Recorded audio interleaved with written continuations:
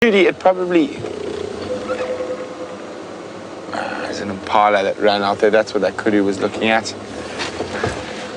So it would probably take a lot more sugars and nutrients to constantly maintain that high tannin level. So in terms of, it wouldn't be sort of viable to do it for extended periods. Very alert animals, kudu. Very pretty. You can see it's adult female. Ears a little bit ripped. That's what happens when you get old. Most of those rips look actually like they're from biting flies. Hey, old lady.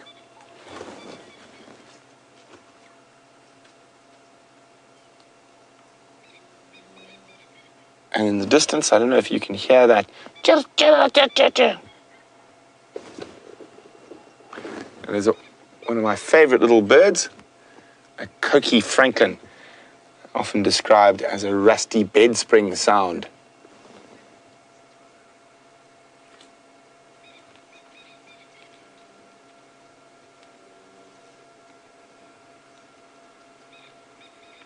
Okay, well, kudus, enjoy your afternoon tea.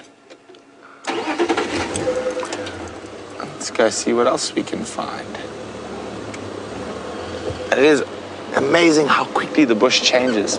This wonderful green all around us all of a sudden, after it was beginning to look a little bit desolate for a while. All the pans full. Hopefully we should start seeing some foam nest frogs and other creatures.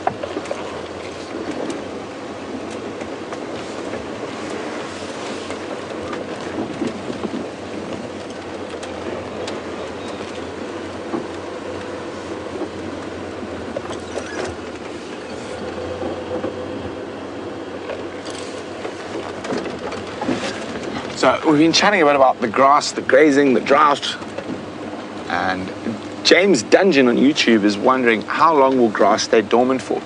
Well, James, it's not necessarily dormant. A lot of the grass, the growing points of grass are below the surface of the ground. That's why when you actually drive over grass, it doesn't actually do any damage to it, as those growth points are below the ground. But it would take a serious couple of years, sort of 5-6 years,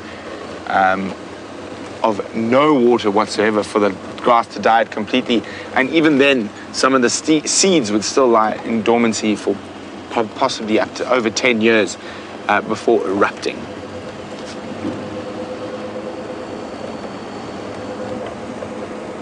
I've been keeping my eye out for some wild flowers, one of my favorite things out in the bush. But unfortunately, I think we're gonna have to wait another day or two before we start seeing a real increase in wild flowers.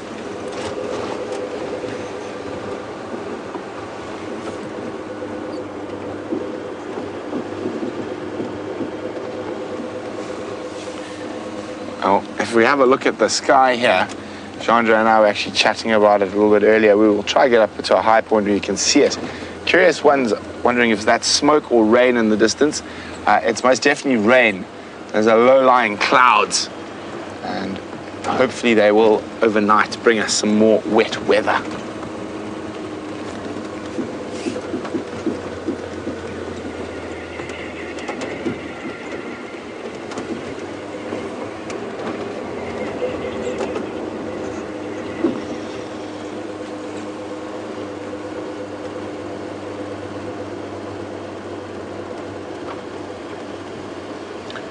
Speaking about all the wonderful water around, James has got a patch, one of my favorite patches of water at Djuma, to show you.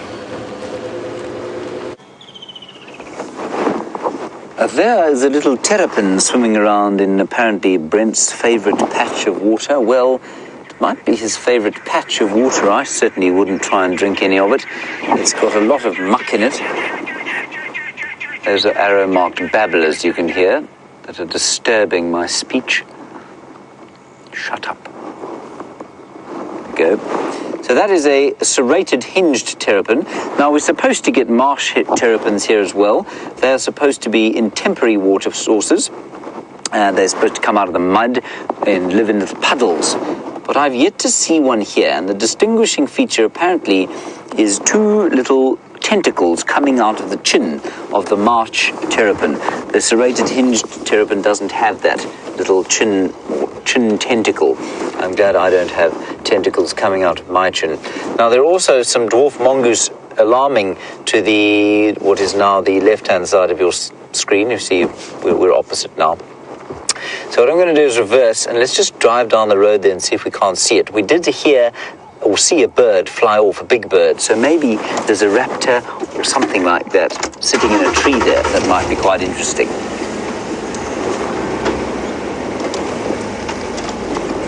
Let's go and have a look there.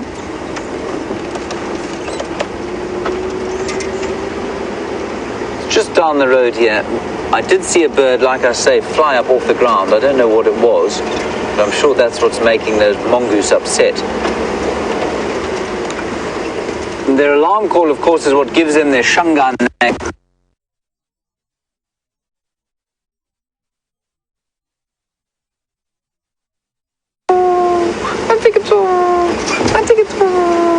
But just a lot higher up than that. Smaller voice box, you know.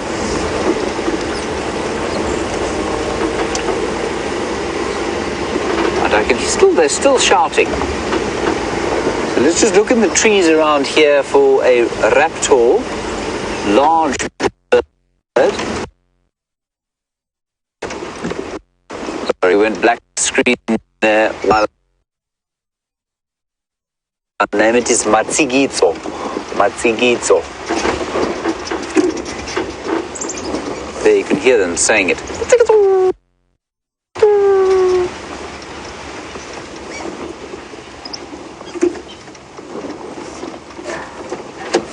What can you see? Oh, there. It's a lesser spotted eagle. It's a lesser spotted eagle. I'm just going to try and roll forward. I don't want to start the car. Or is it? There, do you see it, Dave? It's in the tree ahead, and what it's been doing is eating termites. They love termites, so that's what the birds were alarm calling at. A lesser spotted eagle, and it's easy to identify at that distance when it flies off because it's got that very white sort of band on the top of its bottom. Cool. And I'll show you what it was eating. They're all flying out of this mound here, which if you looked at this mound, you'd say it was probably inactive, but it isn't. I'll find you the entrance now. Let me just jump out the car.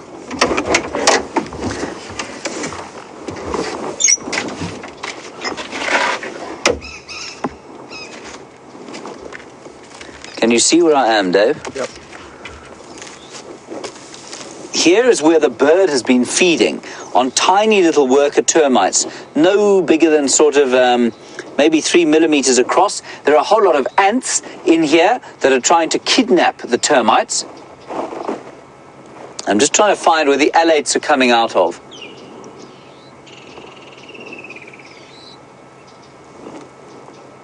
It's just amazing. Oh. This is really cool. Wait there, everyone. I just don't really want to touch what this is.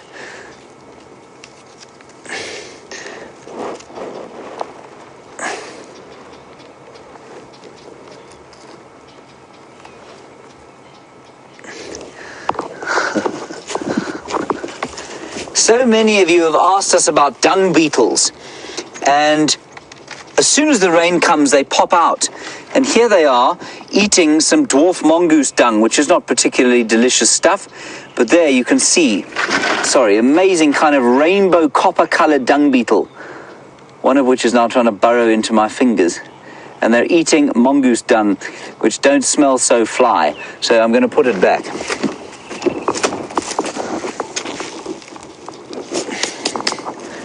Yuck. Just trying to see where they're coming out. Here.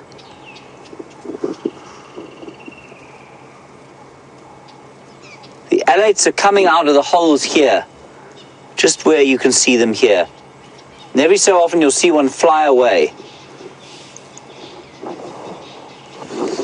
Again, purely because of the rain. What it allows them to do when they fly off, male and female will meet each other, they'll mate, and then the male and female will dig down into the ground. And they can't do that unless there has been rain, because the ground is too hard. Brilliant.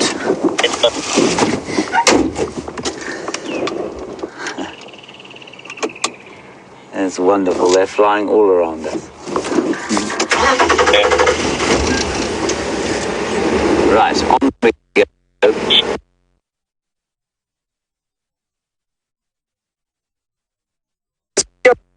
Try and get into a more...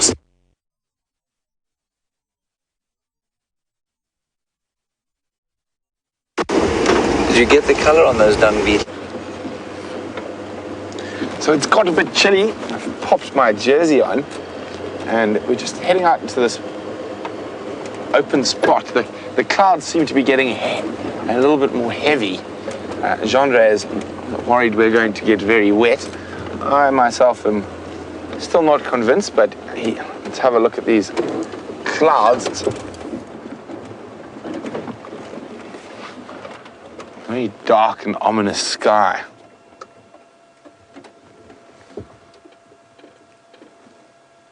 It does seem to be building, which is good. We're definitely not going to say no to more rain. There's another heavy set of rains forecast for the weekend. So fingers crossed that they make an appearance. Decided to take one of the roads that we travel less often on Djuma. See if anything pops out.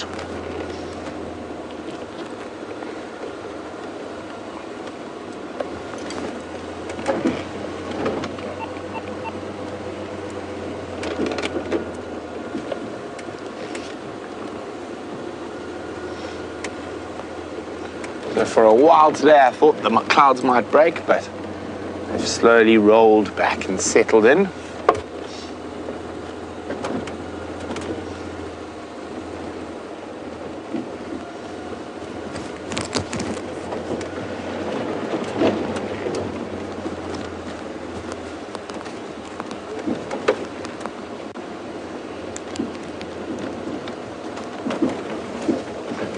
James Richard says it must have been a very unsuccessful year for the foam nest frogs. How many hatched and just dropped into empty pans? Well, I'm sure quite a few, James. I wouldn't know the exact number of foam nests in the Sabi Sands, but I'm sure quite a few of them were unsuccessful. Even in very good wet years, you find that foam nest frogs will sometimes put it over the most minuscule puddle. Maybe it comes with a few years' experience of finding the right pan. But a lot of them, I think, would have held off, and we might be seeing some foam nests in the next week or so. But I am hoping to hear tonight, especially with this cool, overcast weather, is the banded rubber frog, which is one of my favorites. Calls out here in the Sabi Sands, and it sounds something like this.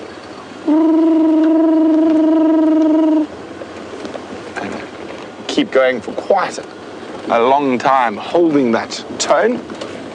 Very, very pretty. Now you can see here, the grass hasn't had that much time to start growing yet. But there is tiny specks of green coming out. There we go, there, just little bits of green popping out. Some grass, some flowers, but they don't, or some flowering plants, but they don't have any flowers yet. I will definitely be keeping an eye on them.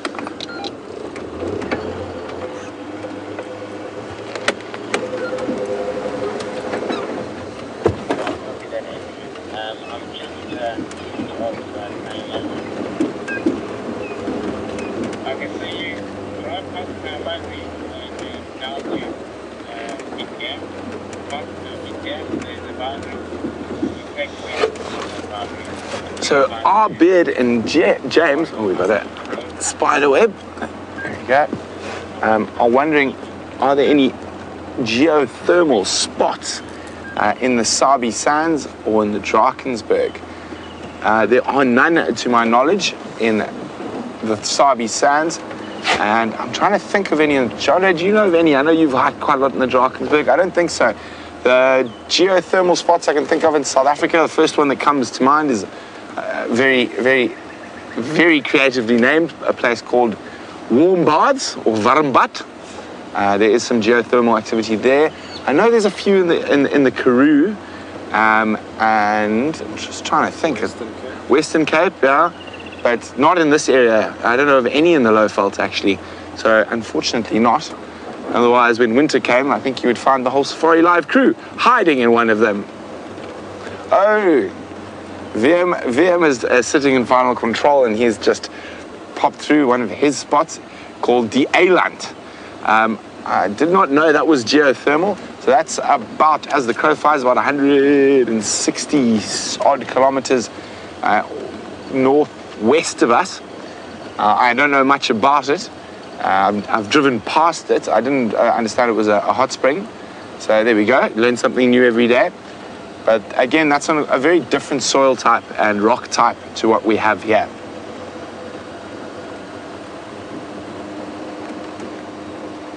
VM on some of his leaves likes to obviously soak up the geothermal vibes and go to Die Eiland.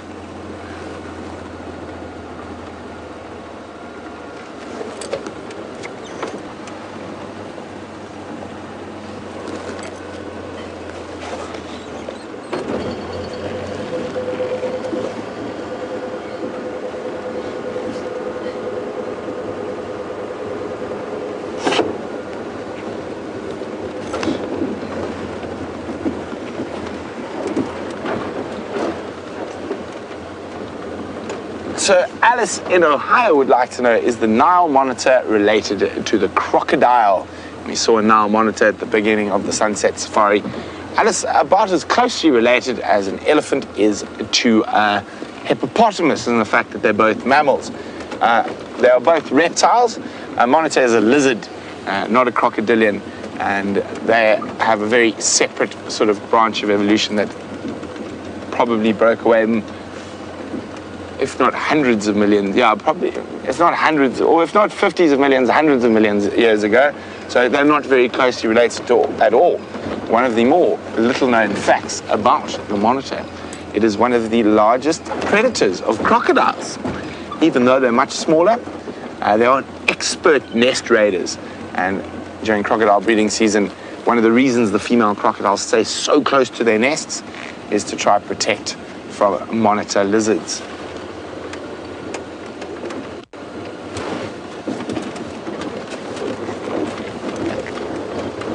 Oh, what's that there, Jean? Where are my binoculars? I think it's just a bush.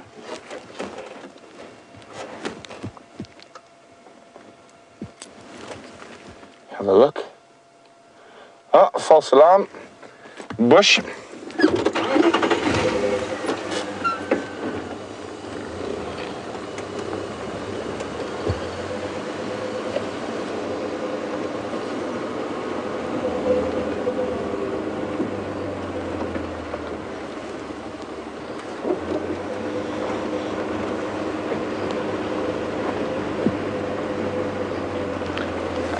Hi to Debbie in Vancouver, who's actually got a very interesting question, and I'm not 100% sure on the answer to that, Debbie.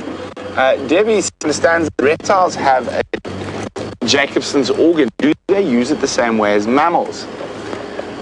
If anything, I'd probably say they probably utilize it more than mammals. They'll be far more reliant on it than mammals, and I'm definitely going to have a look. If any of you guys can find the information on that, please send it through to me on questions@WildEarthTV or use the hashtag Safari Live on Twitter. How does a reptile use its Jacobson's organ, and do they use it similarly to mammals? I'd say, I'm guessing here, but I'd say they probably have quite similar functions in some ways. In other ways, I think the reptiles might be a little bit more developed, as they don't have any vocalizations really to speak of to communicate with, and with their body language as well, I think it'd be quite difficult. they do transmit more information through the organ of Jacobson than mammals. But we're going to keep checking the Mawati. While we do that, let's jump back on with James and some striped donkeys. Now, I promise shortly, just behind those trees, of course, will appear the zebra that you can now see fairly well hidden. And what I would like you to notice is the dazzling effect that their stripes have on you. Isn't it dazzling? I've just been reading a book called Invisible. And the book talks about, unsurprisingly, invisibility and the various ways and means that people have tried to use to make themselves invisible over the course of the years. One of the things it's talked about is military camouflage. Now, for a long time, oh, do you hear that? Oh, it's a little alarm call. A bit of play fighting going on. I'll continue with my story now. Let's just watch them play there. Of course, the best theory for why is... This is bizarre. The best theory for why I think zebras have got stripes, of course, is that it breaks up their outline. And it makes them difficult to see if you're hunting them in this kind of light and they're running through the bush. It kind of breaks up the outline. These guys are having a proper fight. Let's get into position to see them. And what this book told me is that during the First World War, in fact, it was the Second World War, they started to paint the ships zebra colors, and they've got an incredible photograph of, sorry, let me go forward here, incredible photograph of this frigate, this warboat, painted like a zebra in the hopes that it would try and sort of break the outline and make it invisible to U-boats. And they still actually don't know whether it worked or not. It certainly didn't make it any more obvious, but it's the most ridiculous picture in the world. Update, apparently it was the First World War that they tried this, not the Second World War. Thank you very much for that. Geraldine, who gave you that information?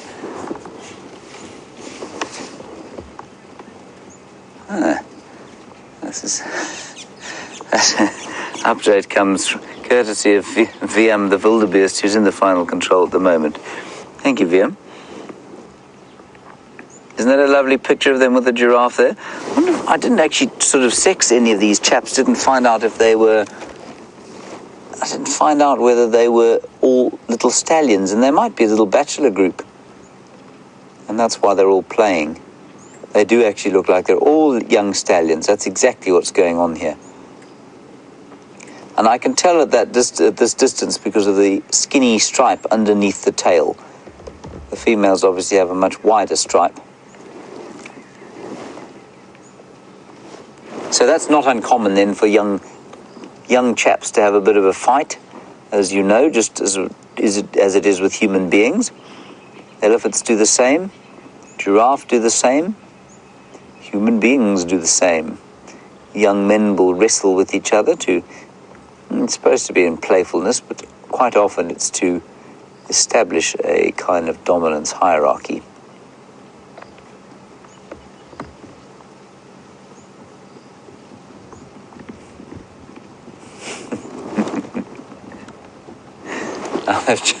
They've chased off the giraffe. That is amazing. It's the great thundering of hooves I can hear. Anyway, brilliant zebra sighting. All right, well, thank you, VM, for that. It was ships in the First World War painted like zebra. They did all sorts of other outlandish things, painted them all sorts of different colors to try and make them invisible.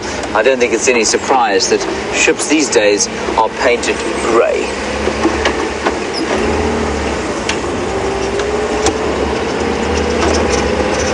Right, our plan from here, everyone, is to go and just have a quick look at the hyena den. It's going to get dark quite quickly, so we'll just have a quick look there and see what we can find. Otherwise, we will drive out with the spotlights on and see what the night has to offer us. I'm going to drive a little bit quicker, just so that we can get there with a bit of light left.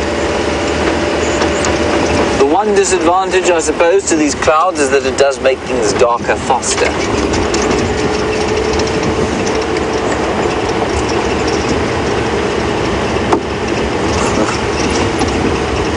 I must say, VM does come up with the odd real gem, and I would never have guessed that he'd correct me on whether the zebra-striped ship was in the First or Second World War.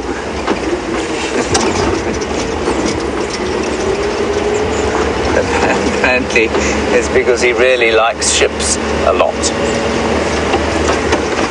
VM, I shall have to provide you with a model ship for your birthday. Of course, all men still like to receive children's models. I give my brother regularly, who's now almost 40, balsa wood planes to build for himself. He seems to enjoy that much more than getting an adult gift. Like a box of handkerchiefs or something.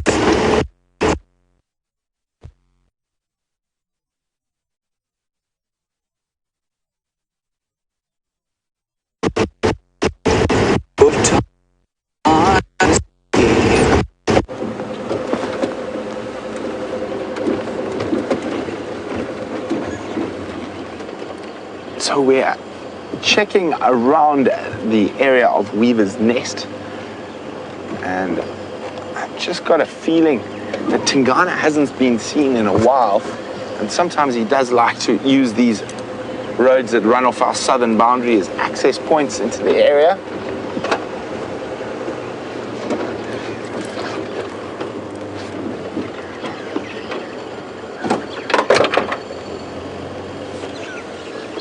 So we're going to keep moving.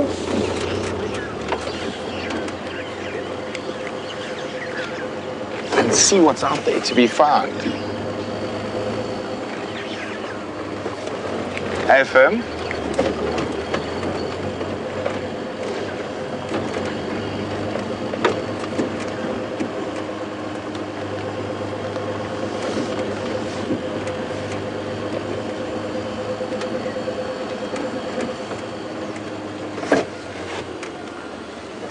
So Patricia on YouTube said she thought the soil here was quite sandy, so it wouldn't make mud when it rains. Well, Patricia, what we have here is quite a lot of duplex soils, which means sands on top of clay. And a lot of that is very shallow sand, about this much before you hit the clay. And of course, if it's completely saturated by water, you can sink through that sand onto the clay.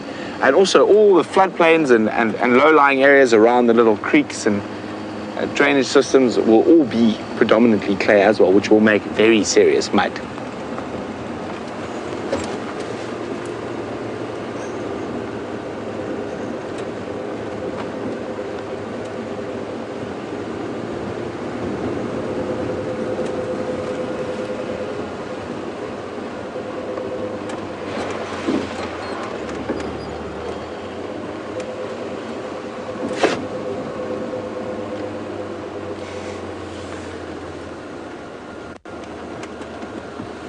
Well, none of your business on YouTube. It's none of your business.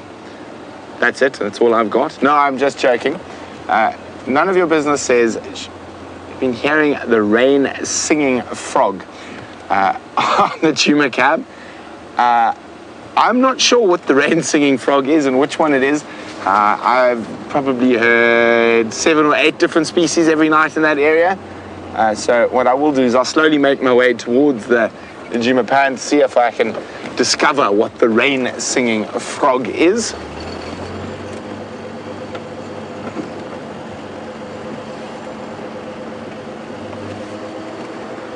So there's multiple species that we can be heard at the moment.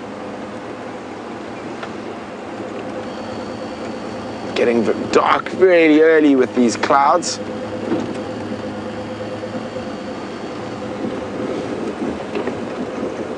It's at a half light, but it's almost too dark to use the too light to use the spotlight, but too dark not to. And if you are ever in the bush driving yourself around, rather don't use the spotlight. Look for movement. Quite often when you use a spotlight in this low light, your eyes become so focused on that little ring of light that you don't actually look around properly, and you'll often miss things.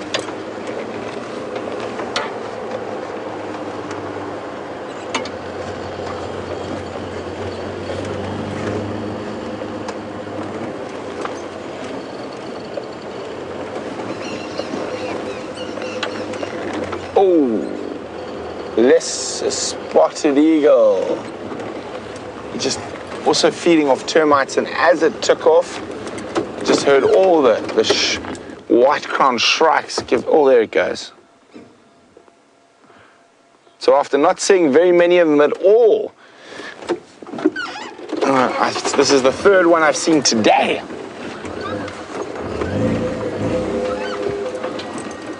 And I believe you also saw one with James, so that's 4 different sightings of a bird we didn't see much before the rain.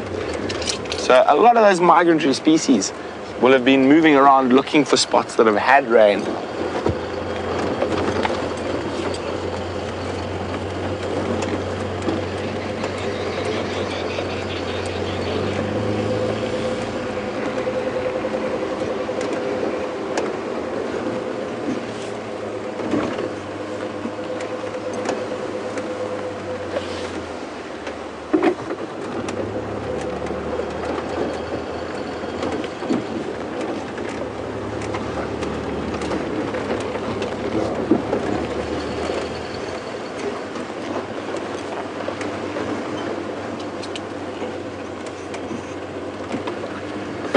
So, good evening, a protopod on YouTube.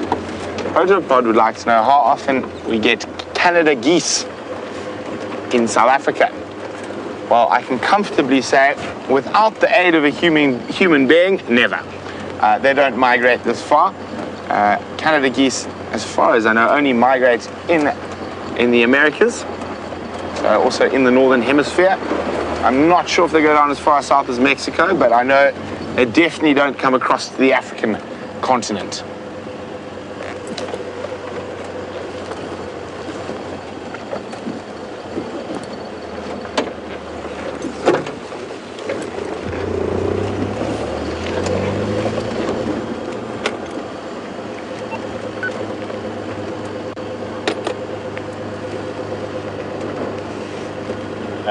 Swimming, better.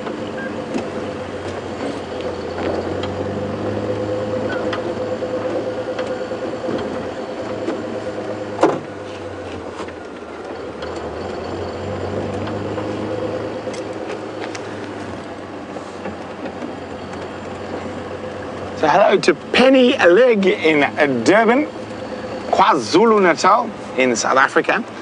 Penny said with the drought they've been having some incredible bird sightings, and they had a booted eagle being mobbed by yellow-billed kites, which is a really amazing thing to see. And Penny's wondering, with the rain now coming, does it mean some of the migrant raptors are going to stay longer? It's very difficult to say. Penny, they might need to build up some more reserves before they head back north, or they might head north earlier to places like Zambia and Tanzania that have had normal rain so far this year. So it'll be very, very interesting to see whether they hang around a bit longer or they depart even a little bit earlier.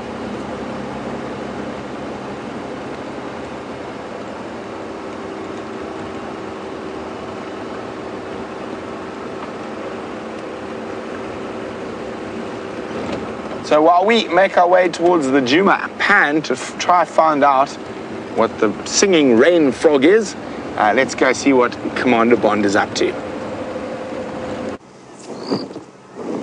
Well, the hyena den is a very peaceful place this afternoon. That is Pretty there, and she is feeding November. They are very comfortable. And then the 2 Ds are out. Little D2 walking back towards them now from basically under the vehicle. There she is. He is, sorry. And there's little D1. So the 2 D1s, in case you're a new viewer, we've named them after the month in which they were born. This will probably become confusing during the course of this year when more cubs are born to this clan. But we've got November, who is suckling, and then the two Ds, December 1 and December 2, easily noticed or differentiated from each other because D1 has got a little white cap to the edge of her left back foot. And she's a female, we think, and I think D2 is a male. Very difficult to tell though. It's getting dark now. You can see, oh, there's another hyena there. There's an adult. Oh, that's probably Corky, which is their mother. Yes, looks like her. That kind of strange, contrasty picture that you've got there is because we've had to pump something called gain on the camera. So although the color doesn't look very natural, it's basically sucking as much light out of the scene as possible. It's much lighter on your screen than it actually is in real life. And let's just have a little listen to all the bird song around us.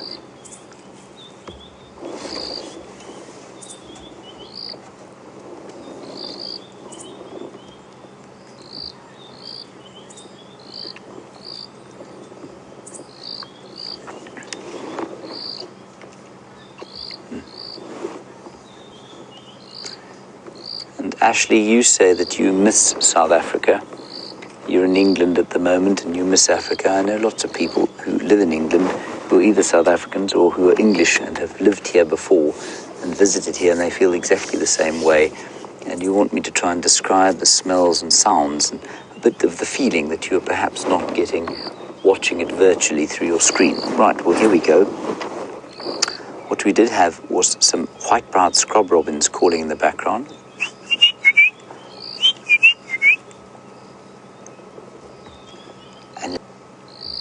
Hear that? GG. And every so often in the background you can hear a grass frog. But very fresh, clean smell in the air, Ashley. Not that kind of dusty smell that we've had for most of the summertime. So very clean. We're not going to stay here, I'm afraid. The hyenas are, of course, going to think about moving off. The adults and the youngsters will go inside, and we're not going to shine a light here. And it's got so dark, I'm afraid, that I think we're going to have to leave. D1 just vomited. That was lovely to see. Marvellous. Okay, well, that's a nice way to leave. Looks like a piece of bone or something that wasn't quite ready to digest. All right, chaps, we'll try and come back in the morning and say hello properly. Now, the first time I came to this den and the hyenas were here, they all came running towards us like a great pack of dogs that might come running down the driveway to greet their favorite owner. And it made me so pleased, and I felt so honored until they did precisely the same thing for Jamie the next day. So it wasn't me at all, I'm afraid. It was just the company of the vehicles and a break in the monotony of living in a termite mound. Ashley, the other thing that, of course, is wonderful about this kind of atmosphere that we have here is the atmosphere of expectation that surrounds the insect life. And we've had lots and lots of termites, lots and lots of flying ants, as you know. The dung beetles have come out, and it's just wonderful to see them all flitting about the place. The air is filled with them at the moment, and it hasn't been throughout the summer because we just haven't had any water. This is not good news. It would seem that the headlamps on this vehicle are not working. Well,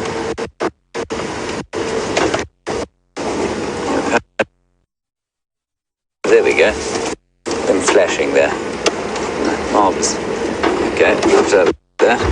Luckily, Wendy hasn't just come back from the hospital. Oh, no, wait, she has. Same everywhere in the world that a mechanic will say that he'll do something and then seemingly detach something else. when he sends your car back.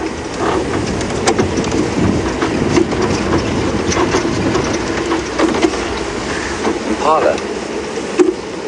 I think it's Impala. We both saw something going onto the road behind us. It was some Impala. Right, so let me retrieve the spotlight. This is quite a nice spotlight because it is light.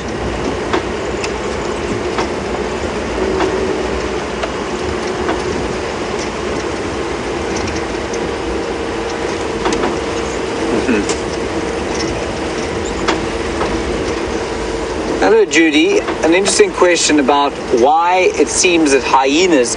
Please excuse me while we're driving around at night, not looking you in the eye the whole time, but, you know, I don't want to crash into something. Judy, you want to know why it seems to you that the hyenas suckle on their sides and not so much sort of perpendicular? And the reason, Judy, is that they've got too big.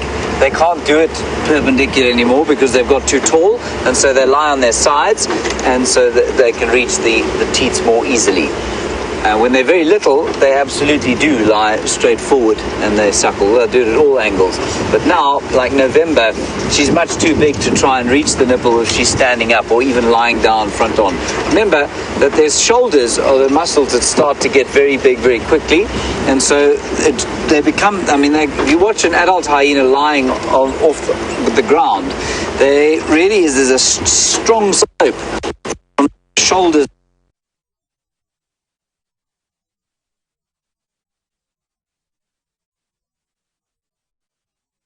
any of the other carnivores out here, and so they have to find a way of doing it that is convenient. Lying on. Interesting observation. All right, let's go back across to Brent. Our signal is breaking up.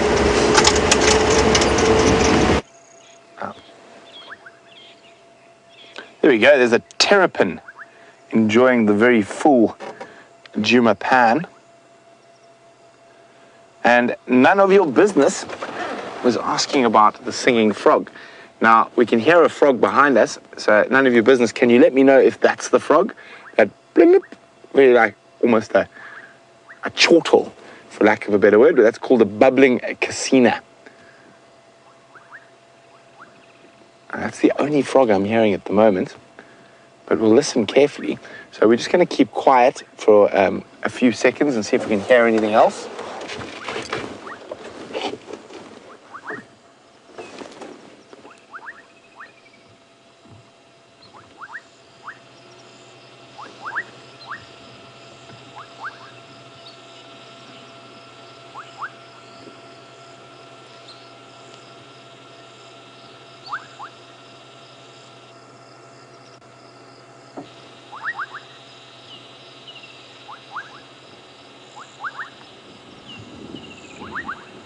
So still only the bubbling casinas that we can hear, but we will come back when it's a little bit later, see if we can hear any others.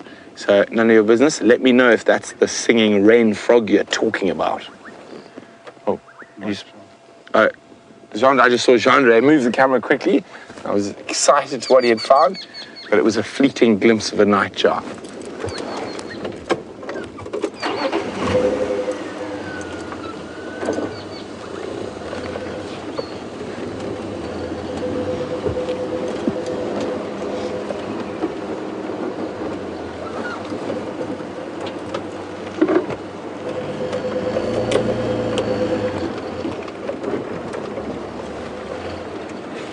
So, let's get my spotlight out. There we go. So, Mike on YouTube is wondering, on these cloudy nights, will nocturnal animals come out early? The wind has suddenly just picked up, Mike, so that changes the answer slightly. Windy, dark, cloudy, no. They actually come out generally later, and the reason for this is with this wind and with this dark, it makes it much easier for predators to catch things. Sometimes a civet might get moving a little bit earlier, or white-tailed mongoose, but generally when it's windy like that, they can't trust their ears and their smell so much, so they tend to come out a little bit later to miss the peak times of the predator, the bigger predators like lion and leopard. But as we say that, anything's possible and anything might happen around the next corner.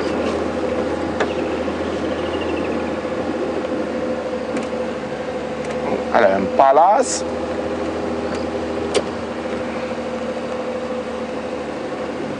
So, for those of you who might be new to the safari drives, we don't shine lights on the diurnal animals at night. Diurnal is the ones that are predominantly active during the day, as it tends to blind them for a little bit, and we're not here to affect and make it easier for the predators to catch or kill, or easier for the non-predators to escape.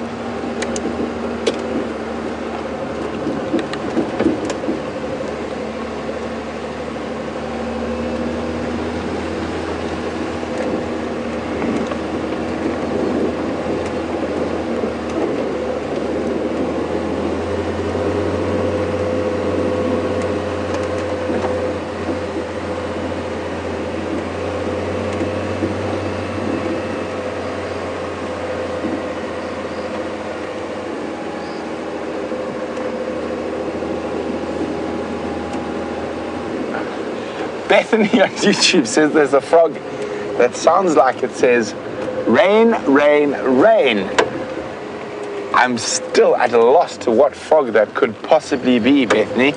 I will go back when it gets a bit darker and see if any other frogs start calling. So it wasn't that bloop, bloop. So it wasn't the bubbling casino. So why don't you guys send in your impersonations?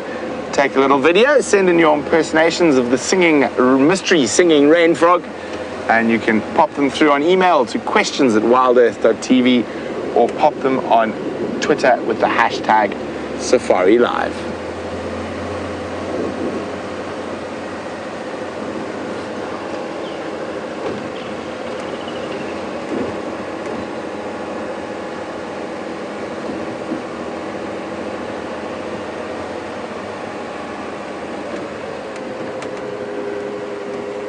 So Patricia on YouTube says, no, it sounds like ribbit, ribbit.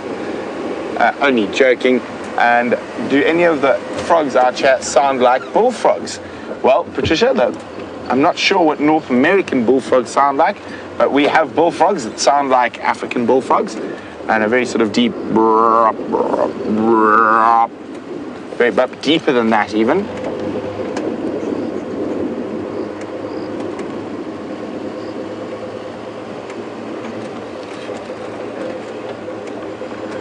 We might get lucky, maybe a bush baby, but even with this dark, windy weather, I think they might stay in bed a little bit longer as well.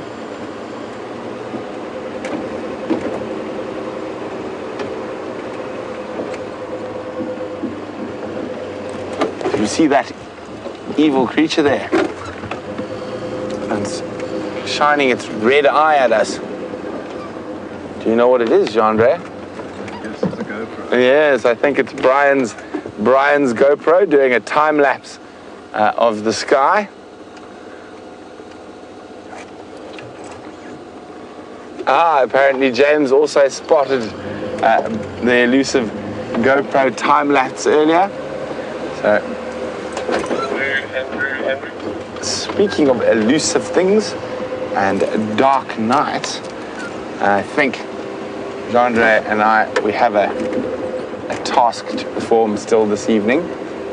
We're going to keep that as a little secret for just now.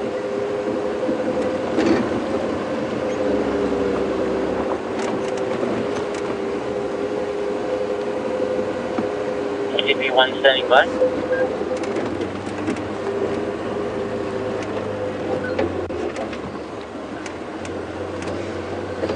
Hi, Zoe Dawn. Zoe's asking, did Jamie and I have any wild dog sightings while we were on vacation? We actually did. We saw the Orpin pack of wild dogs, which are about 30 strong, but it was during the heat of the day and they were sleeping in a riverbed.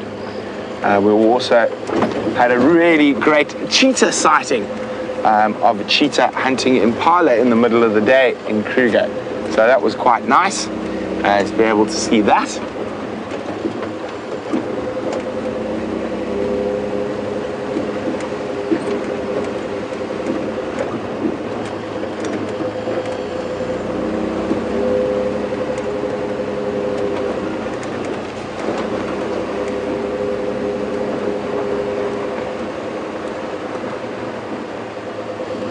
Matthew, who's 9 years old, is wondering, does anyone have a light like Scott's so we can see the scorpions?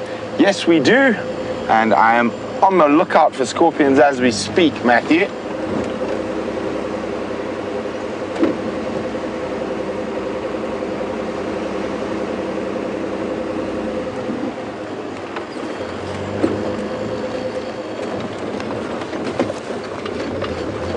So, I think we're nearly in a good spot.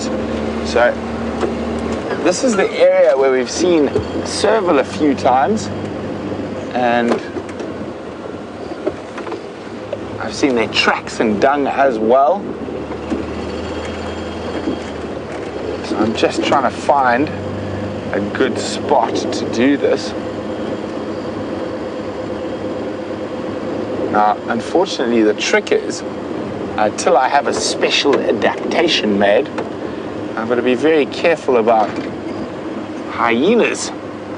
And that's why I've been a little bit reluctant sometimes to put up my camera trap, because I don't want it to get chewed. But I think there's a good spot around here where we can put it up where Howard, the hyena, might not be able to get to it and still catch the ongoings that happen during the night. So hyenas can jump quite high, so it's got to be quite high, but we'll get the angle right so it looks down onto the road. Unfortunately, though, sometimes elephants also like to play with them. Go. That's the spot. So I'm just going to put that up like that.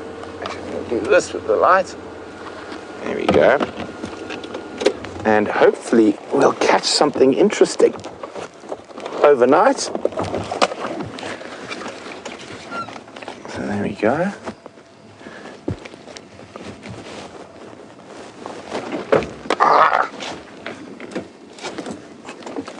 So hopefully we're going to find something interesting, maybe a honey badger, maybe a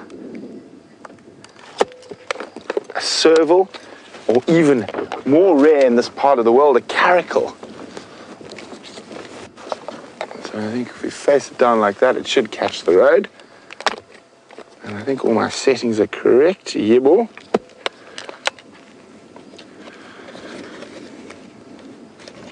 So let's just get it into the spot. So I will, if we do find anything really interesting on here, I will post it so you guys will be able to have a look at it. But I've had such fun with camera traps all over Africa. Believe it or not, when I was in Gabon, the biggest problem we faced with our camera traps, because there were no hyenas there, was elephants just being curious and playing with them and pulling them off the tree. So I'm going to take the risk. I don't think the ellies in this area are quite as curious as those forest ones. Battery coming? And let's get it up. And hopefully we will catch something fascinating. There we go. Anyway, Nick? Yeah, Andrew, where's your position at the moment? There we go. So that should hold there. And just tie it up nicely. You don't want to leave any flapping things about, because that might attract the elephant's attention just out of curiosity. How do you think that angle was? Chandra? Should we look onto the road? Tilt it down a bit. Tilt it down a bit. There you go. Okay. Oh, there we go. That's better there. Let's give the lens a little dust there. Chandra, as the cameraman is looking at me in shock and horror using my finger on the lens.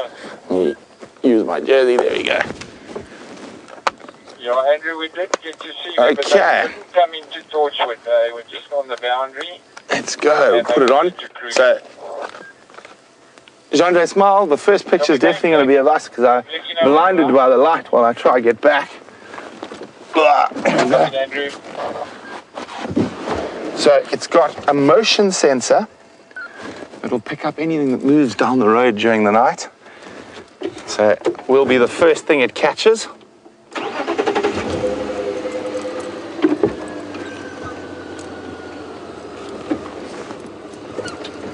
And we've been chatting quite a bit about frogs, and it seems like James has managed to find one. Front of his face. Hi everybody. I'm just trying to ascertain if this magnificent African bullfrog is going to eat a termite or not. He's sitting right at the entrance to a termite mound where the alates are coming out. And I think he's a little bit stunned by the light. And so Brenty has done you an impression of the call, and there is the actual creature himself. Now, what I'm going to do is go and stand behind him, and you'll get an impression of his size. He's not very big. Oh, there he goes.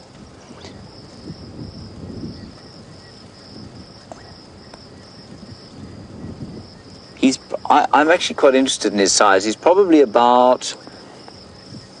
might be about 3 inches, no, more than that. Let me just work it out quickly. He's probably about 5 inches long.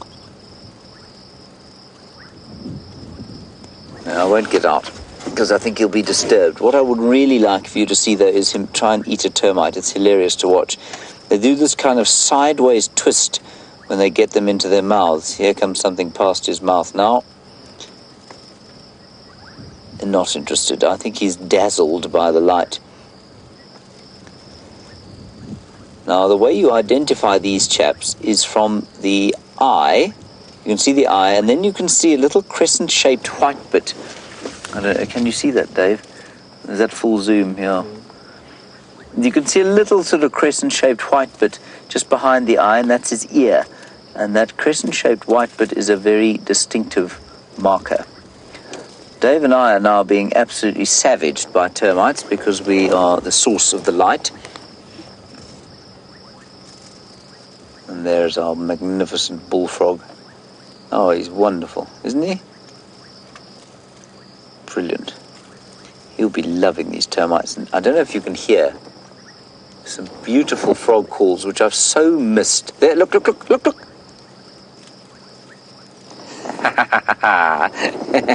There we go. I'll do it again. You can, there, look, here we go.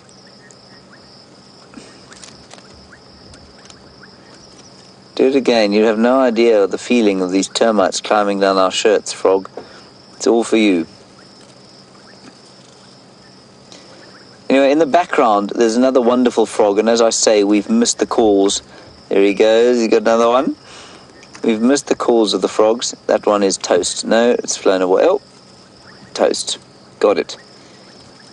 So he's obviously attracted by the wing fluttering. Now, bullfrog, in the background, as I was saying, is the call of a bubbling casina. It's like little droplets of water being dropped. Bloop, bloop, bloop, bloop. I don't know if you can hear it.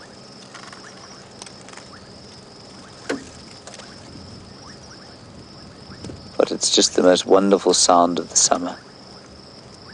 And all around, I'm sure you can also hear, is the fluttering of the termite's wings. You can hear them fluttering around. There he goes. Isn't he cool? There.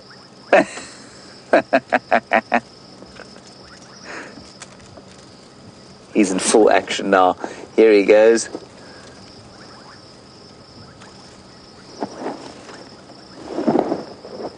Oh, he's quite close to us now.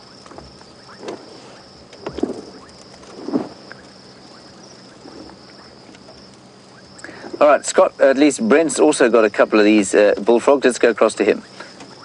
Thinking. 3. Okay, so we've also got a bullfrog, and I just caught a glimpse of one of my favorite frog species, and I'm just trying to find him for you, but he's tiny in comparison. I think we're going to have to... He's just here. He's also feasting on the termites. He looks like a grumpy old man. Let me just see. Here you go. Jean-Andre. Just, if you can, just shine it around there. You should pick him up maybe with a bit of the yellow light. But he can't hop. So he sort of scuttles along the ground. I mean, you're very careful. I don't want to stand on him. Just watch your mark, turn this way. He was right here somewhere. And I just said to Jean-Ray, I really hope we found a bushveld rain frog. And now he's done a disappearing act. They move, they can't hop or anything, so they sort of like hobble around. They're really fat little guys.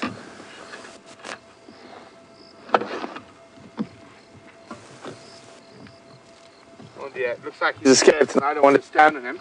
Oh, as you can see, the bullfrog is having a feast. Look at him go.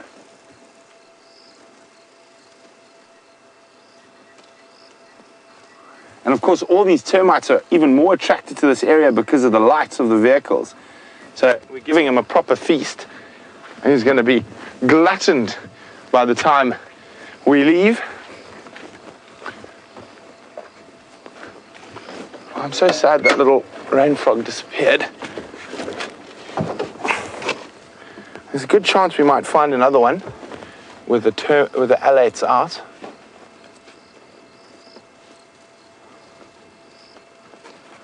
Oh, just one last look.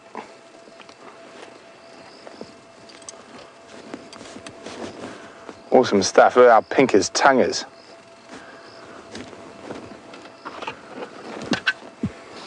I have one last quick look for that little rain frog. Now he's tiny in comparison to this bullfrog that you're watching at the moment. But nevertheless, he won't have to eat as many termites to become full. Okay, well, let's move on. Let's see if we can try find another rain frog. So while we do that, the night time has brought out all sorts of small, wonderful creatures. Let's go see what James has got. Now, we haven't moved an inch, everyone, and what you see there might initially look like one beetle, but it is in fact two beetles. And they are either in the throes of passion. Look, it's hunting. It's chasing down that termite. He's caught it, look. Vicious biting mouth parts. That's a ground beetle, either carrying her lover or he carrying his lover. It's difficult to tell, but that termite is now toast. Look at that. That is just astonishing.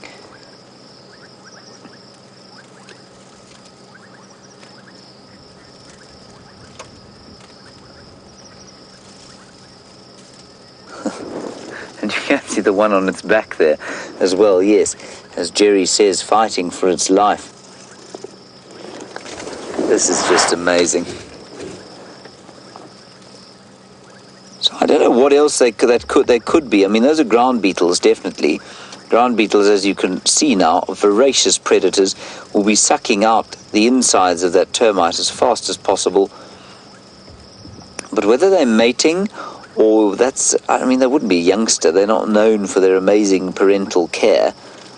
No, definitely wouldn't be a youngster because they're beetles. They have larvae as youngsters. So I think they must be mating. It's not a very vigorous process, as you can see. Ugh. I've got to tell you, the mouth parts on a ground beetle are not attractive. They'll give you a nasty bite, so that termite didn't stand a hope. Probably about an inch long. It's wonderful having a night like this where we've got some insects around and some really entertaining stuff to look at. Quite often the nights here can be a little bit dull during the drought.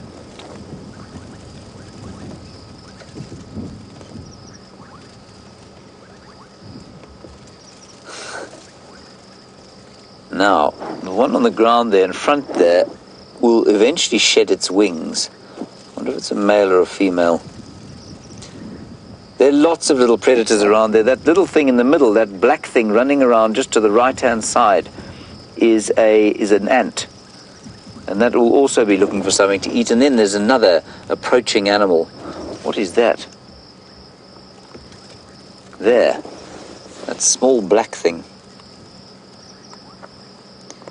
Those look like cockroaches. See that? In fact, that's what the ground beetle caught. You know that it didn't catch a termite. They're little cockroaches. There are lots of them wandering around here. It's exactly what they are, and that's not, yeah, I thought that thing looked a bit big to be a termite, the one that the ground beetle, that we've caught in flagrante delictum, as it were. They've caught a cockroach. Sorry, I've been waiting to throw in that term in flagrante delictum since I began this job. It's my favorite. I just think it sounds so wonderful. In flagrante delictum.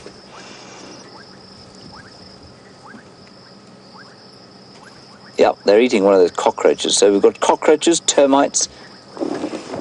Bullfrog has... Oh, he's still there. No, I can still see him. And ground beetles. There's the bullfrog, Dave. He's coming into the kind of edge of our spotlight there, if you want him again. But before we do that, let's see if the cockroach rescues his mate. Oh, watch out, fellow. You see that? No, that's not a cockroach. That's a termite. And the ground beetle was not interested.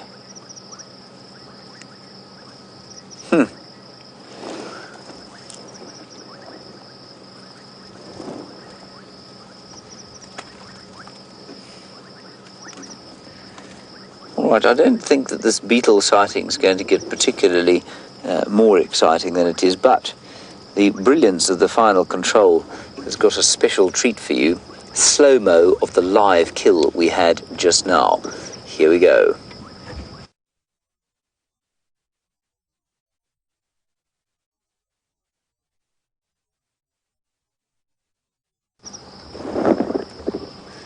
We're just trying to find there's our frog, and he's still hopping around, same dude, and he's going to be enormously fat at the end of this evening, especially as we're helping him out by putting a light here so that he can see what he's going to catch.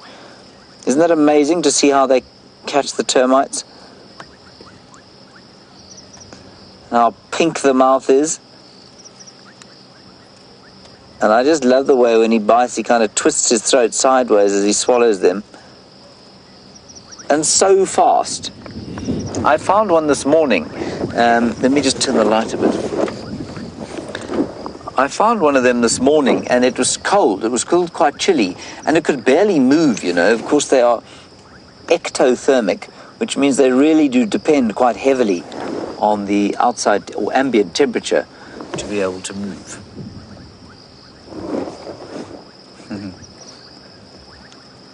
This is so cool. He's catching many, many termites. Yeah, I haven't seen him take out one of the cockroaches yet. Oh. See that little jerk he gives as he swallows it?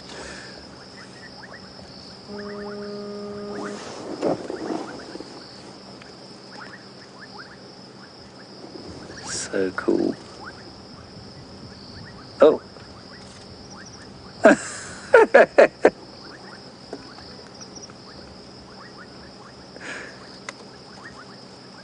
Oh, wow. This is what we've been missing out on the whole summer, everybody. Not just the bullfrog, but the myriad frog species that we get here. And the sounds, the wonderful sounds they make. And this is one of the disadvantages, of course, of a drought. It's really special.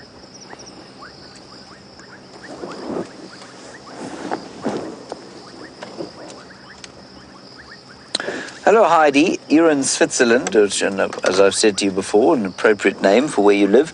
Heidi, you want to know if the frog can see in the dark?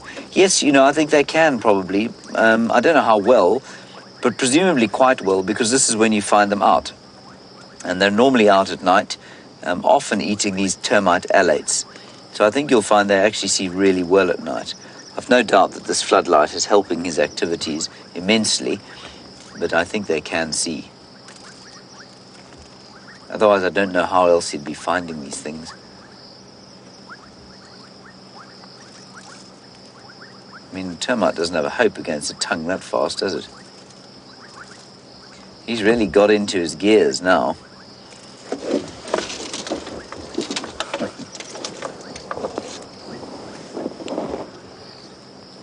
Whitney, hello. You want to know if we've got cane toads here? No, Whitney, we don't have cane toads in this particular area. I'm just trying to think. We were talking about cane toads the other day. Oh, they're those edible things, those enormous edible frogs. They're like the size of a chicken almost. We don't have them here.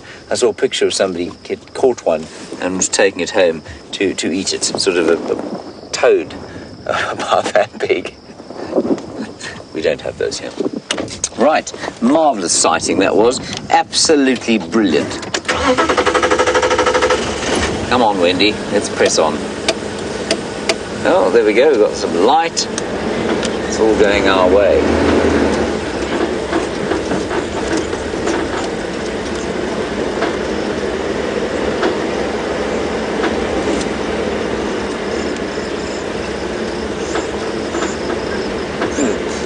Hello, Tampa Bay Rabbit, you living in Florida, and you say you used to live in Puerto Rico, and there they had a little frog that came out of the forest called a coqui, I think a coqui frog, and apparently they used to call the rain. Well, I don't know how they managed that, and I wish ours would do the same thing. But certainly I can probably tell you where that legend comes from. There's a little frog there. Oh, don't go back inside. There. Just in the middle of the light there, Dave, there was a little thing. You see him? Tampa Bay Rabbit. Frogs here will often call just before they think it's going to rain. Let me just move this light. I don't think he's going to come out again. That was a proper little frog. I don't know what it was. The smallest frog we get here is a toad called a pygmy toad. And it's tiny, it's only about half an inch across. Alright, everybody, that's it from this little sighting. I think we're going to miss that frog. That's where he went in. So often we'll hear frogs starting to call just before it's going to rain. And a few times in September or October I heard that, and then of course they stopped calling because it didn't rain.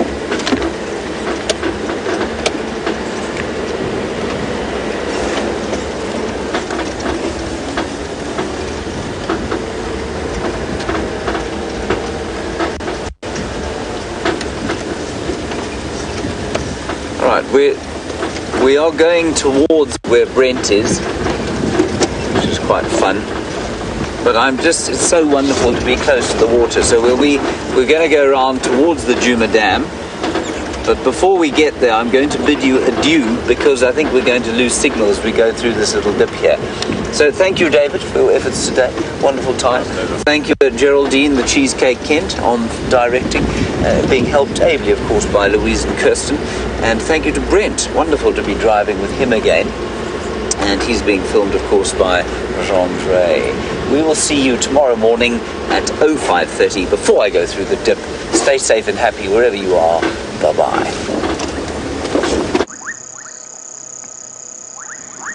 So now that it's dark, Jean-Dre and I have made our way back towards the Djuma Pan and Dam and listening to what other frogs the singing rain frog might be in.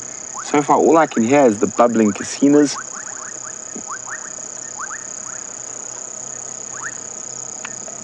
And a dwarf puddle frog. Now, a dwarf puddle frog is about the size of my fingernail. So, it's about this big. So it's tiny, really, really difficult to ever see. And they sound exactly like an insect. So you hear that, but the difference between an insect and a puddle frog is at the end of the puddle frog's call, it goes tick, tick. There's, that's great. It's quite difficult to discern because there are also a lot of insects making noise after this rain, but I can hear dwarf puddle frogs. Oh, I thought I heard another species coming into the fray there.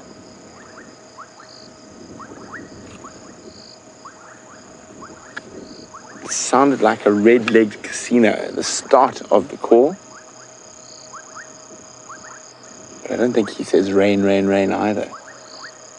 But it is so wonderful to have had this rain and this explosion of life that's coming from the rain with the frogs and the insects and the eagles and the termites. It's just incredible.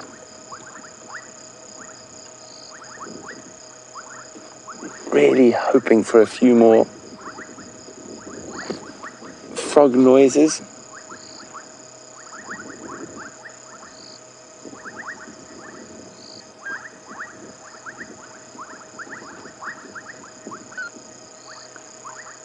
Oh, there we go. A grey tree, not a tree frog or a foam nest frog. There he is. Do you hear that, Chandra? There we go. Can you hear them starting? So as it gets darker, a few more frog species coming in. There we go. I can actually see the frog. I've spotted the foam nest frog from his call. There he is, sitting on that dead branch. There we go. You can just hear him, the grey tree frog or foam nest frog.